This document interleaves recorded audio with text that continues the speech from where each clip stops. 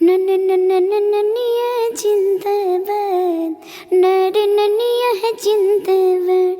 नन ला ला ला ला ला ला ला धर के बरस चल चल भैया बोली ला। अरे छोड़ छोड़ ओहो चलते न बनी आदि शक्ति फिल्म्स ना करी बरिया रे जी तू रब पिचकारी जी के जाल फेकम रउआ के तन न फंसे ये बरारी जी ए महंगा पलहंगा न लटाई घाटा लग जाए भाव उचित बकाई छौ बहनी कराई ताजेतना रुपिया कहबू तो हके ओतने रुपिया दे सुन साली हो अब हवा ऐसे पसेरी 2 रुपिया हो 2 रुपिया 2 रुपिया हो 2 रुपिया चोली रंगाई दे हो 2 रुपिया हो चोली रंगाई दे हो 2 रुपिया हो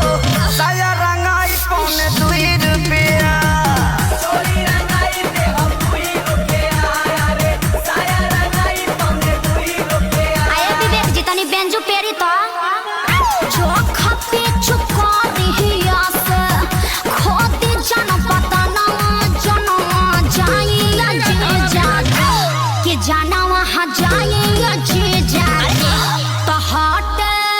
दोसरा के धनवा जन वहाँ जाइया जे जागे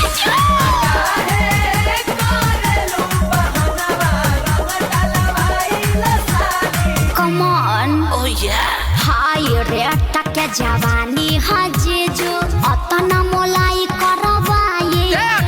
हजारा 2000 तक कुछाओ नइखे लाखों में हम बतियाए ना अरे नहीं करो ना चीनिया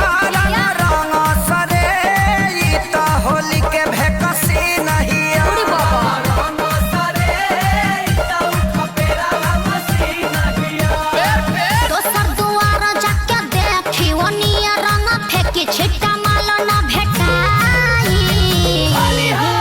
अरे कहता आधा काठा लिख दे हबखे अरे पूरा लिख दे बाकी डालब भर पे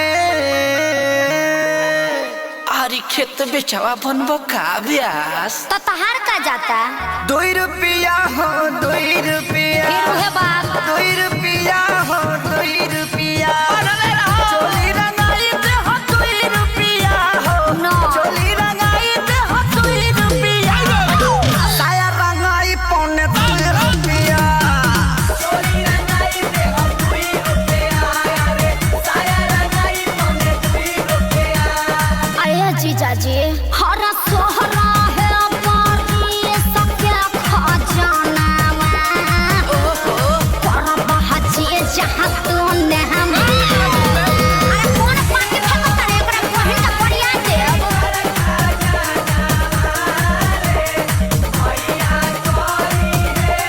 अरे पंजर के सार का हो बिना सिक के झाड़ी सुनले बानी बिगहा के बिगहा राउर जोत जोताला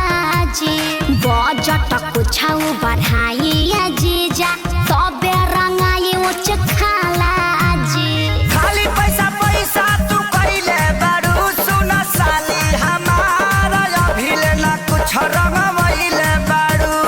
साली हमारा गोरी किस्म से नाच खइले घेरा खैबा लोग अखिलेश खेसारी ना बोलाई आकाश श्याम के बोलाई रंगाई आई हर का वाला गुरु का बजा दिहन अरे जुगु जुगु जिया साली लाख बारी होली खेले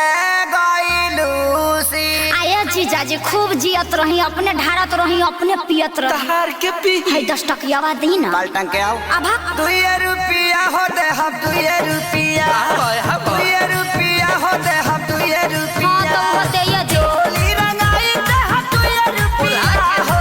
चोली रंगाई दे हम 2 रुपिया हो साया रंगाई पौने 2 रुपिया कौन फेंकता रे अपना बहिनिया को फेंकस